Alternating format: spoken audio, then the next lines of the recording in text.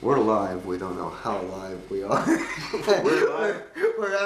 We're out at Jim Ringer's house this afternoon, and Jim has been nice enough to allow me to come here and film him and some of his music. So Jim, thanks, and welcome to Artist Corner. One of the Manila hangouts. I really want to thank you for coming on Monday. I'm supposed to improvise now, right? Oh, it's all, I'm hiding over here. Okay, yeah. I'll let you. It's hard to improvise on Monday afternoon when you quit throwing up at 11:30 in the morning, you know? Anyway, that's what took me so long getting here. I'm surprised you made it. Okay, I'm going to start with a song here. An old traveling song written by Cisco Houston.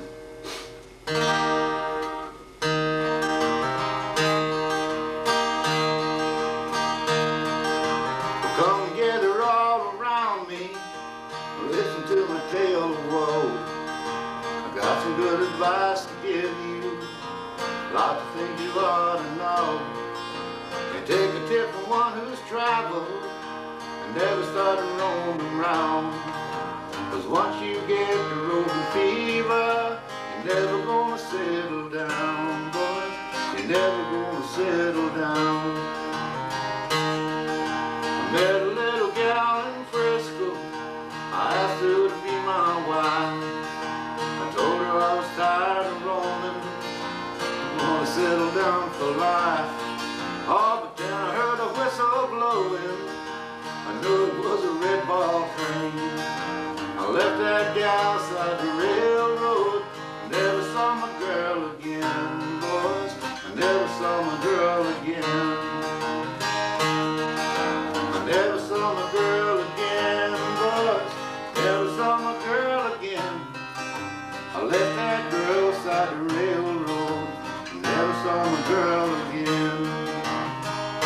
You ever stop and think of every time I do this in San Francisco, how much those people hate the term Frisco?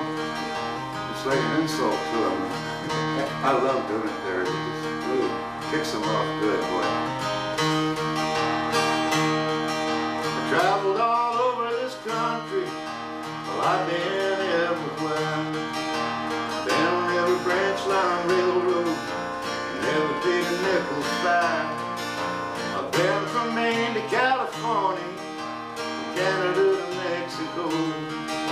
I never tried to save no money, now I got no place to go, boys. Now I got no place to go. So you listen to a boomer story, pay attention to what I say.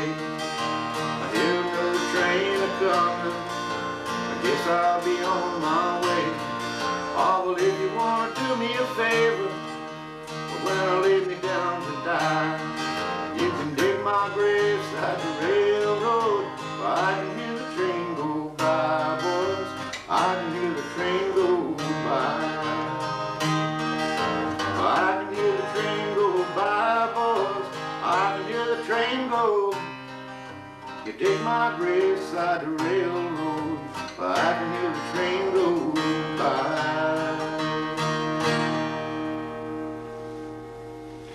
You're supposed to applaud after that. You know, every time I think of that song, I remember one time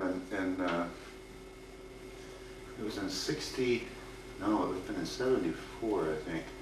Me and Bruce Phillips, Utah Phillips, decided to reenact the Overalls Brigade, which was, we were both members of the Wobblies of the IWW at the time, which was like being a dinosaur.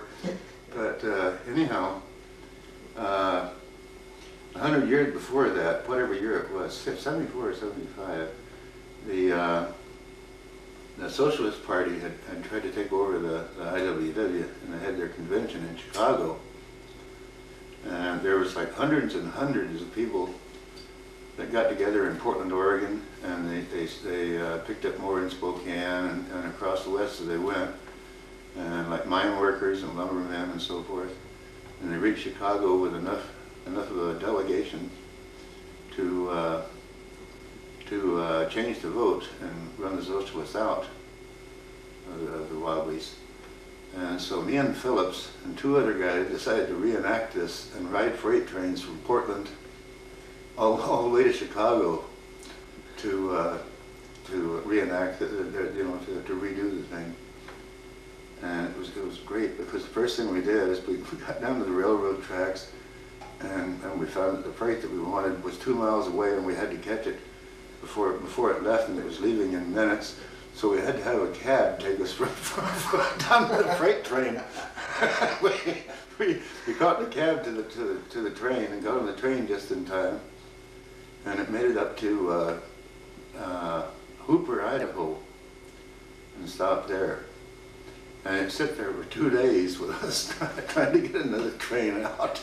And so finally, then we got another train out, and we made it over someplace into North Dakota.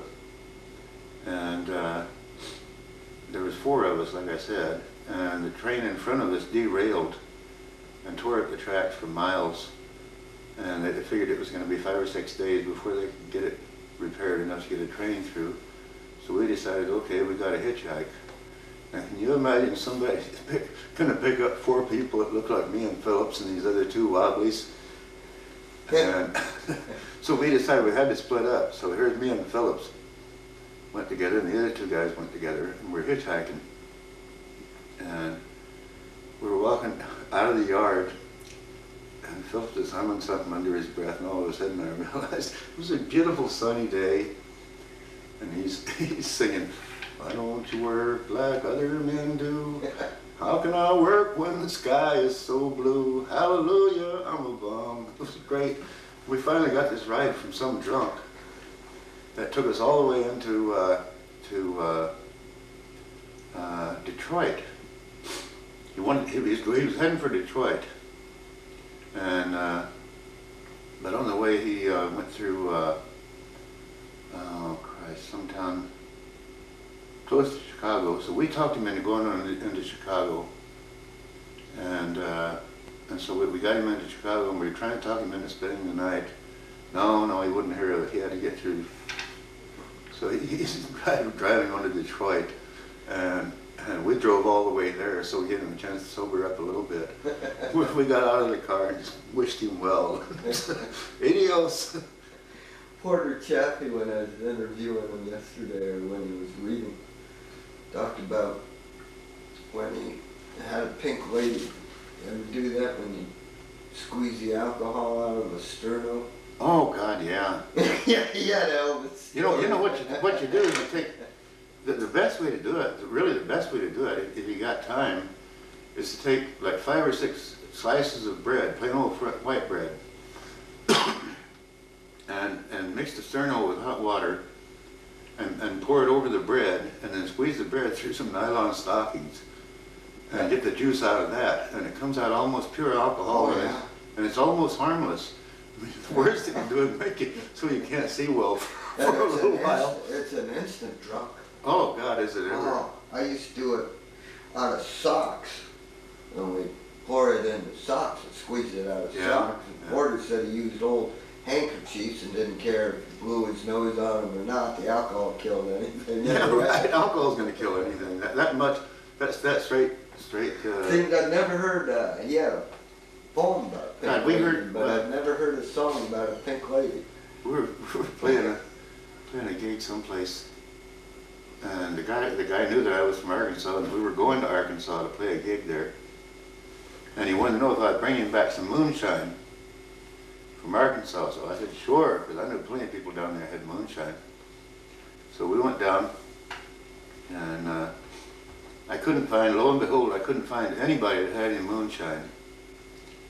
So I bought this quart jar of what they call Georgia Moon, which is a commercial moonshine. It has a real flavor of moonshine, and also moonshine has a reaction of, like when you swallow like Jack Daniels or something like that, you feel the warmth in your mouth and it goes down your throat and so forth and then into your body. And you take moonshine, and a good swallow of moonshine, you feel the heat go right up over your face and into the top of your head. Explodes. Anyhow, Georgia Moon does the same thing, but it's a commercial product. Huh.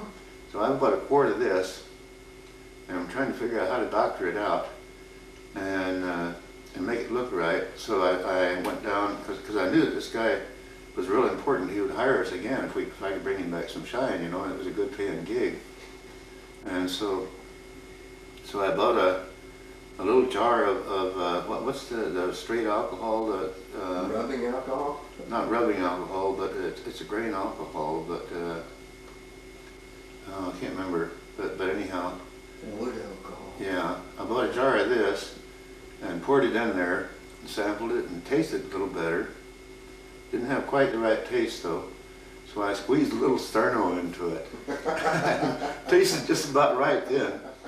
And you talk about blasted, I mean just one little sip and you're just whoa. But it didn't look right. It looked too clean.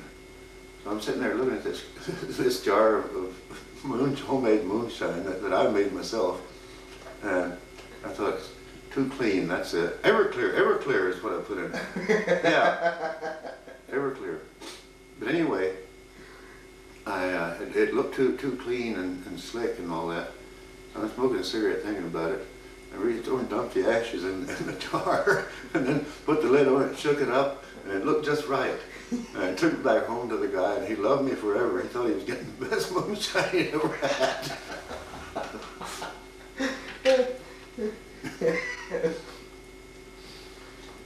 Now watch, he'll see this someday on public television. Yeah.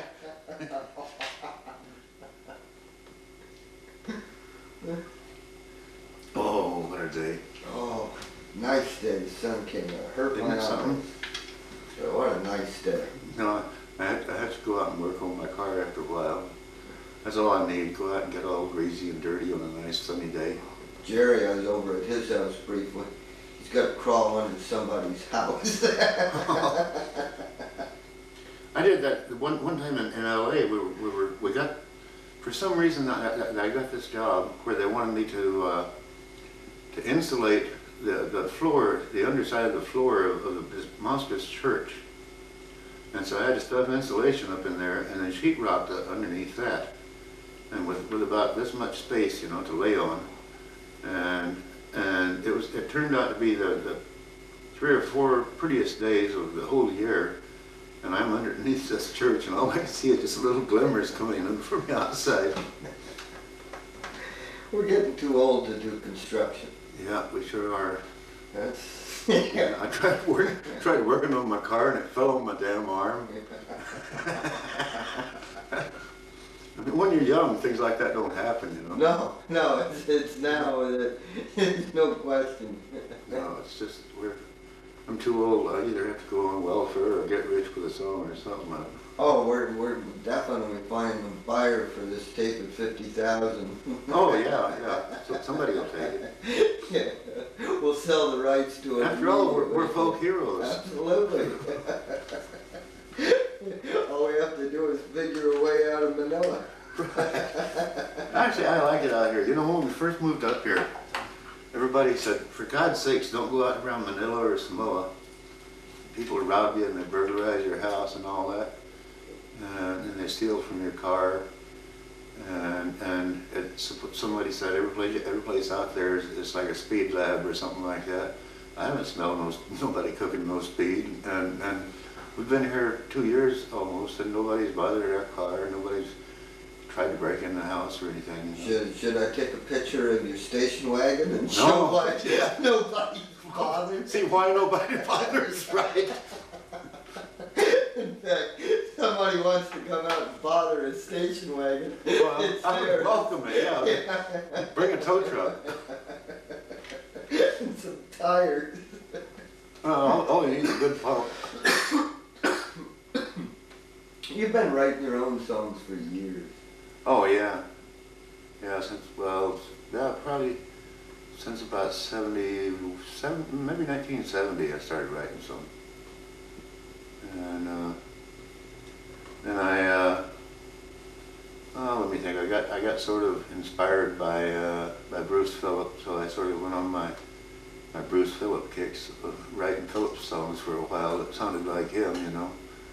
And then I gradually got over that and started just writing different type of stuff that doesn't necessarily sound like anybody else. Some of them turn out to be country songs, and some of them are more like folk songs. I don't think I've ever written a rock song that I can remember. Well, rock's a whole different arena, yeah. too. First of all, you have to understand it. Yeah, and I don't. That's me neither. Me and Mary are always having big fights because I never especially liked the Beatles. She's crazy about the Beatles. I mean, they're you know. They're nice. So is Lawrence Welk. Yeah. I mean, I like folk and country. I like music that you can understand right away. You know, yeah. You can use it as escapism without having to get lost into it and lock yourself into it. I mean, like the days in the '60s when you'd go out and take a bunch of acid and try to understand the song. Here comes Hendrix. Oh, no. It's like, you know, you can't even understand your forehand. How can you understand the song? You do a lot of ballads, which is a form I really like. Yeah. You play a couple ballads. I love ballads. Let me think. I think that ballad tells a nice story. Here's one I like. Whoops. My fascination with outlaws. That's the fact that we moved to Fresno, California when I was 9 years old, and so I pretty much grew up around a lot of, we were poor people, so the neighborhood we lived in had a lot of Mexicans and Indians, some blacks and so forth, but mostly Mexicans. So I heard all these great stories about Joaquin Murrieta and Three Finger Jack. And one of the most interesting things was that when they finally caught him and killed him, they cut off Joaquin's head and Three Finger Jack's hand. And they pickled him in formaldehyde and took him around showing them at carnivals. People would pay money to see him. And that was all fine and good until they discovered there was a total of 9 heads and hands that were making the circuit. Now, who were those other poor 8 people? You know, 16 people actually altogether.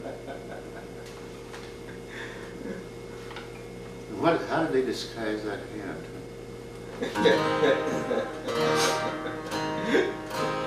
Anyway, my favorite version has always been that they got away in the end, which is always any good outlaw ballad, they should get away in the end. Oh, absolutely. Yeah. As a child, I heard tales about Three Finger Jack. He rode out with Joaquin, and they never rode back. Back home, we heard stories about the treasures and glories and the wild times the two of them seen. Jack and the man called Joaquin. Well, the mighty Sierras are high and they're cold, and the Mexicans work and the gringos got gold. Well, how can you blame a man trying to claim something better than peppers and beans? Jack and the man called Joaquin. Well, they hide through the day and they ride through the night. And sometimes they'll run and sometimes they'll fight. And how can you find them when you're always behind? Like phantoms that have felt but not seen. The outlaws, Jack and Joaquin.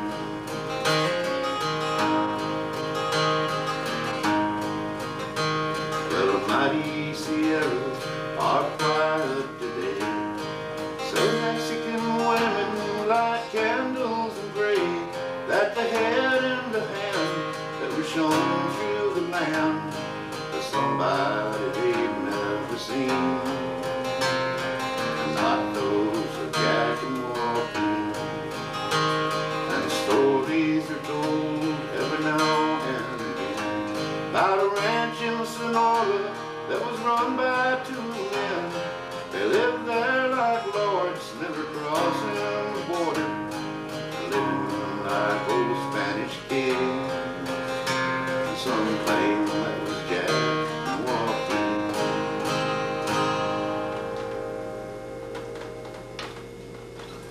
Jack and Joaquin. Great imagery of the two of them. All the shenanigans they pulled off and all that. Yeah. I've always wanted to do a real complete study of them. I read quite a bit about them before I wrote the song, just so I'd have some of the basic facts right, you know. But no, they were great. Yeah, I always like writing songs like that that got something to say. I think that's one of the reasons I liked Woody Guthrie so much, was he always had something really he was doing. Right, he was trying to get impart a message, I guess. Yeah, he was trying to get something across. Even, but he had a knack that I've always liked is if you can do it in a comical way rather than preaching at people. If you can get people laughing and they'll accept something, or if you just go out and preach at them, then they just get the hair goes up on the back of their neck and they don't want to be preached at, you know. Yeah, it's well,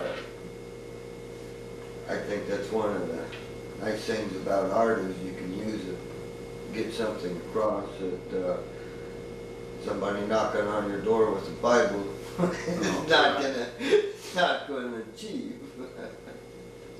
Not too long ago, these three guys came up in the yard. I was sitting out on the front porch doing something, and these three guys came up in the yard. And one of them, you know, they all had on their little suits and their Bible tracts and all this and that. And this one walked up and he said, "Hi, I'm Larry." And I said, "This must be your brother Darrell and your other brother Darrell." And the PG&E guy happened to be there reading the meter, and he just went rolling on the ground. And these three guys are sitting there scratching their head. What's he talking about? I love Larry and Darrell on the new art show. cream of critter. Yeah.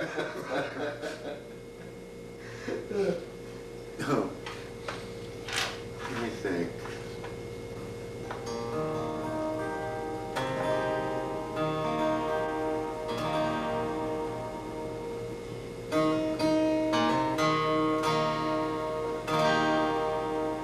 Oh, there's one. Let me think. There's one that I like. That I for some reason, most of the time now I do it unaccompanied, like without playing the guitar. Mostly because I think the first time I tried doing it on stage, I broke a guitar string. So rather than stop, I just continued without the guitar. Oh. And it's a kind of a story about me being a little kid in Arkansas. Everybody likes to look back and remember when they were little kids, you know. This was back in the Ozarks in Arkansas.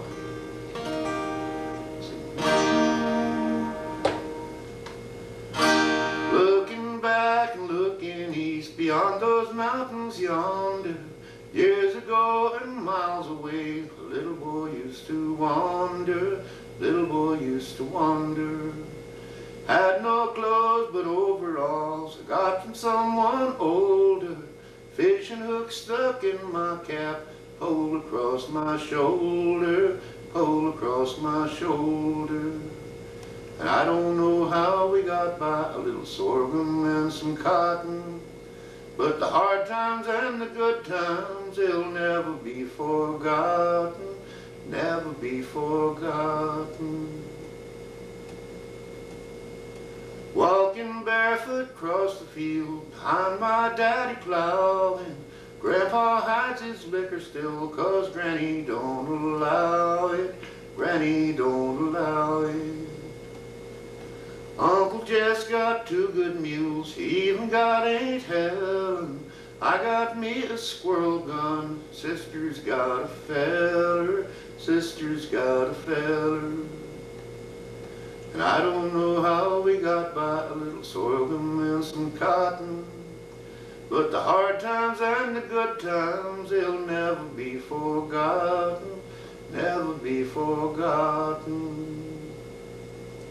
That's all there is to it. Just a little simple little. You've been writing stories lately. Oh yeah, I love writing stories. Is that something new and It's something new for me for the past. I've been doing it for the past maybe maybe between 2 and 3 years now, and I just found it's a different.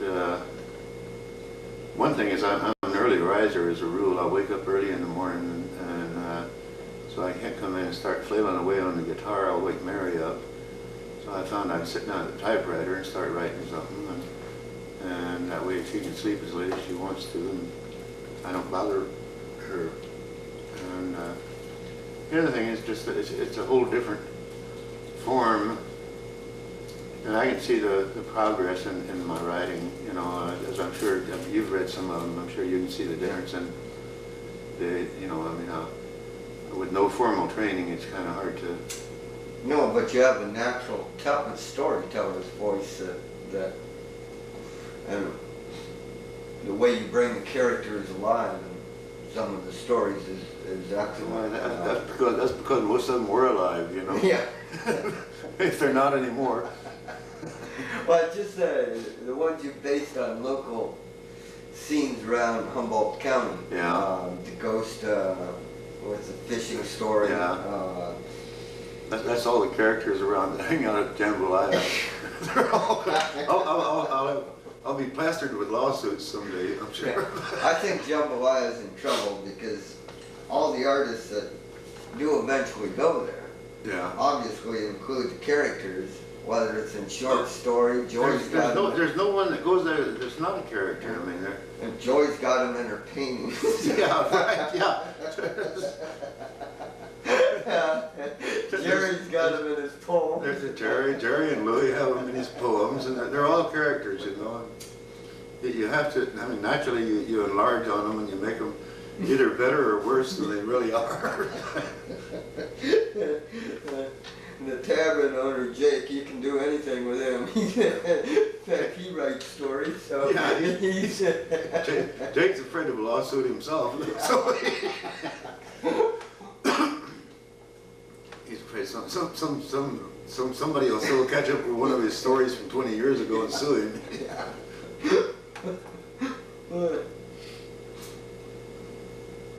Yeah. Oh my goodness. No, I may walk over and take a sip of that. We'll just have a missing hand in the bottle. Right, yes.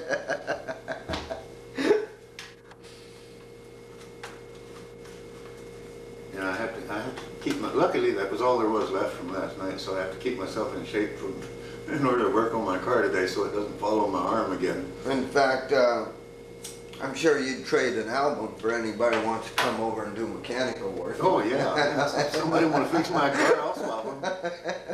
Your choice of any numerous albums. Anything to save my arm.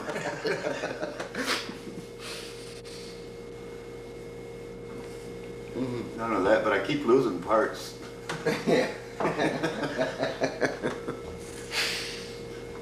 Come to find out they're buried in the dirt or something, you know.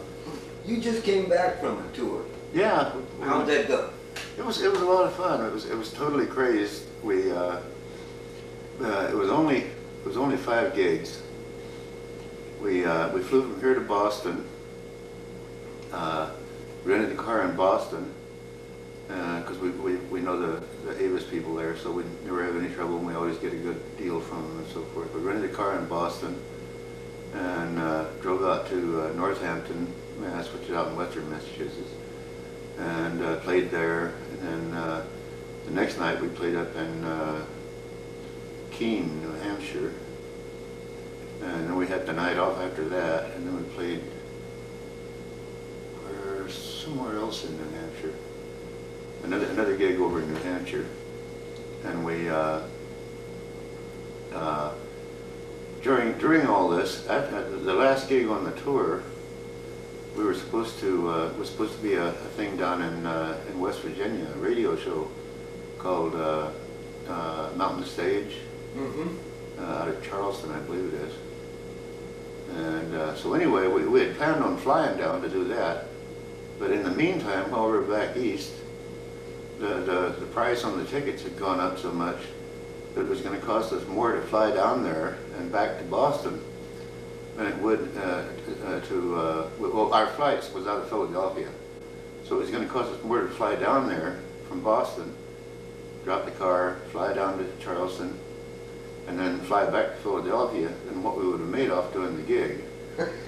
And so we started looking at alternate ways, and so we thought, okay, we went down and we checked the railroad, the Amtrak people, and we're able to get a train that would get us into Charlottesville, North Carolina, at 4 in the afternoon. We played Friday night in New Hampshire, and then Sunday at noon we had to be in Charleston, West Virginia.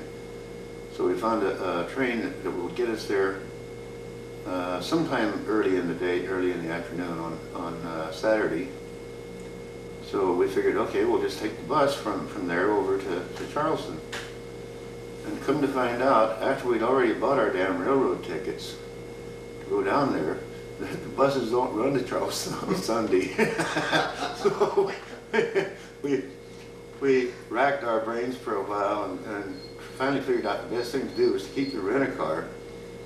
So we drove all the way from northern New Hampshire, clear down to Charleston, left there Saturday morning, and we drove 14 hours on Saturday and 5 more on Sunday. Got there just in time to run in and go on stage and do the radio show. It was crazy. I mean, it was fun. We saw a lot of pretty country, you know. Yeah, but it's still hectic. I mean, it took me days to get over it. Used to when I was a kid, I could do that. And now, if I miss a night's sleep, stay up all night partying. It's lights out for 3 days. I know, yeah. You just all you can do is sit there and stare at the ceiling, you know. Groan. Ask for some chicken soup, maybe. Unplug the telephone. Right, yeah. Well, why don't you play a bit more? Because I enjoy listening to you. Well, let me think here.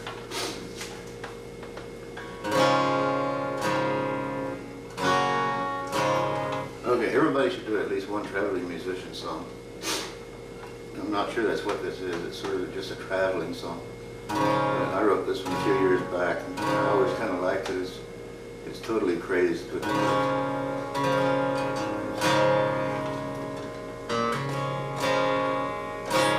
think after this one I have to go fix my car. Or have we done long enough?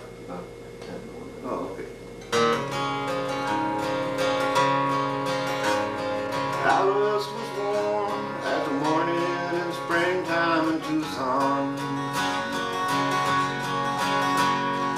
Still just a child, but about twice as wild as the horses I tried to stay on.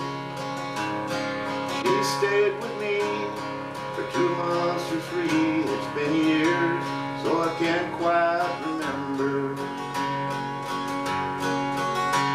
I took a bad fall, and I still recall how suddenly spring turned to winter, and I only learned 2 things in Tucson: that wild horses are hard to stay on, and that ladies will always love high rolling rounders a lot, but not very long.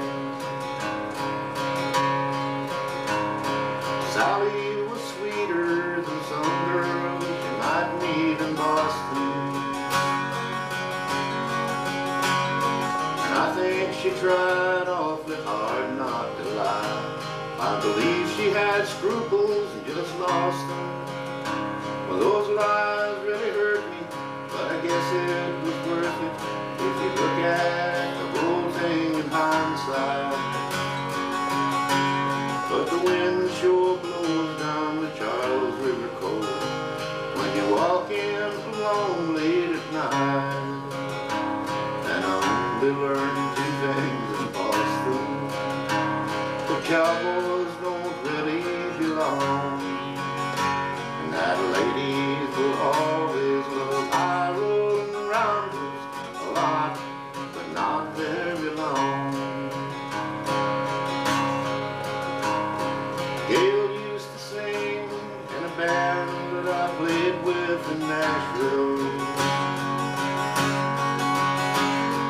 found it exciting to party all night, and I found myself stuck with the bills. But she soon figured out what Nashville's about, and found her a rock and roll star. Boy, Nashville's no fun when you find you've no money and nobody knows who you are. And I want to learn two things in Nashville, and that's how to sing sad country songs, and that ladies will always love high rolling rounders a lot, but not very long. Yeah, ladies will always love high rolling rounders a lot, but not very long.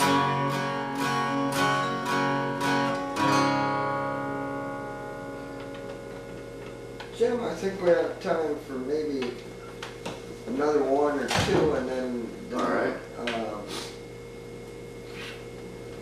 Then we'll see if we can get your car fixed. Maybe I'd rather play guitar. What do I know? At least I ain't gonna hurt my arm. I still got that MG you won't ride in. Oh, the death car. God, it's the most terrible car I've ever seen in my life. I need a mechanic too. How many cars is that how many people has that car's killed? 4. 4? Yeah. And you drive it? Yeah, I'm comfortable in it. It's like being in a coffin, you know, it's been tested and tried and worked. Crazy as a bedbug, I swear. I wouldn't do it.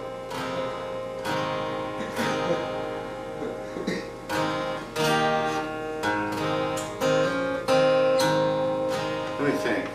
There was one I wanted to do, and I can't remember what it was now. Oh.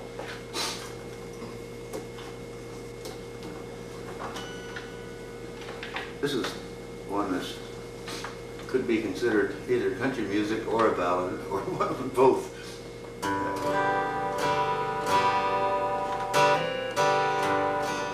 wrote this when we lived down in San Bernardino, California, and it dawned on me that we had totally lost contact with all our friends in Hollywood and around LA and so forth. And then I started writing this song, feeling sorry for myself.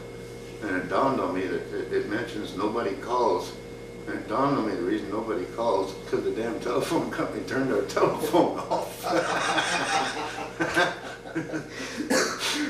So it's no wonder nobody ever called me. Not even the telephone company.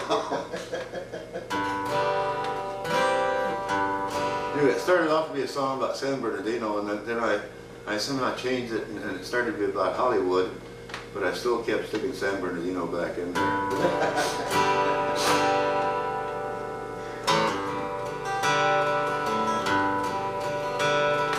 Biding my time in a Hollywood bar, another poor picker in a town full of stars. My woman loved me, but just for a while. When I lost her affection, my emotions run wild. I went higgly-piggly to the girls of this town.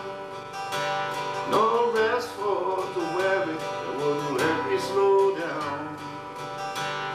The last thing this evening, when I finish my show, I'm gonna drag up my paycheck, and here's where I'll go. Out to San Bernardino, where nobody calls. The lonesome don't matter at all. Out to San Bernardino, where nobody calls. The lonesome don't matter at all. It's 2 hours to dawn, another day's passed. And every new morning is just like the last. Sunrise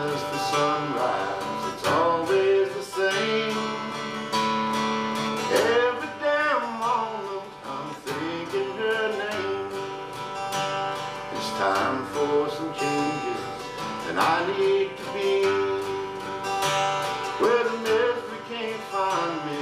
My mind is at ease. Better pack my belongings, girl. I'm gonna go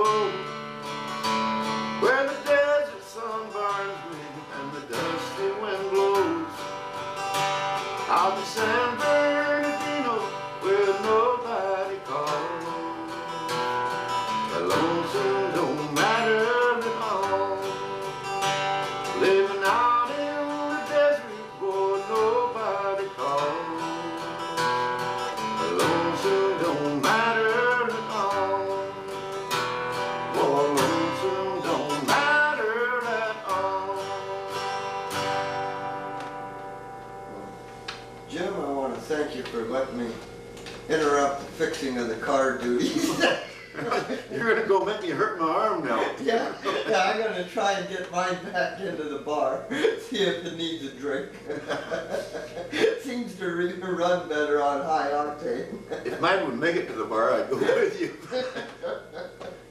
Well, as the parts come in. If the parts come in, I can fix it. The brakes, And I'm afraid the brakes are gonna fall off. Did I ever tell you about my old truck, the old blue truck that I had? The door, the driver's door flew off in the middle of Samoa Boulevard.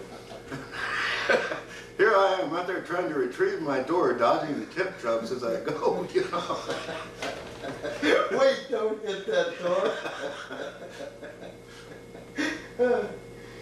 Well, I guess for the audience, anybody that's a mechanic don't even know the jambalaya. Right, yeah.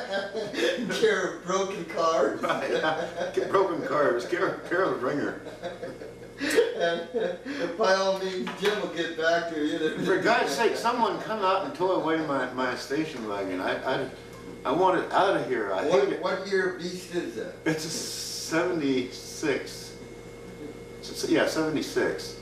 And it's all it needs really is the tires aired up and a new engine. What kind is it? Oh, it's the biggest thing they ever made in that It's a year. 76 big. Yeah, 76 big Dodge. It's a big Dodge. Well, I don't think we'll get in trouble for selling cars on the airwaves.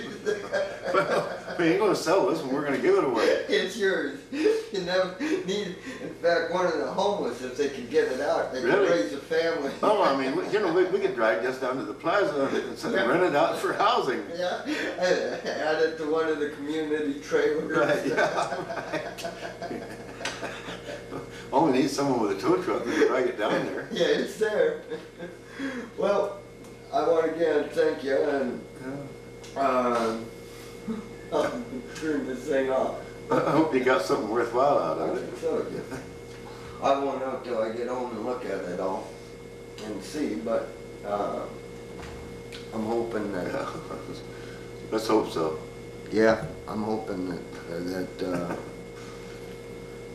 Well, if not, we'll do it again when I don't have to fix the car. yeah. I hope I didn't have the shutter speed on that's too bright. Can't be too bright. I'm such a dull person. I know it, but if I got the fast shutter speed on, which I might have, it might be too bright. I hope not. But I'll see. All right, try it and see what you get.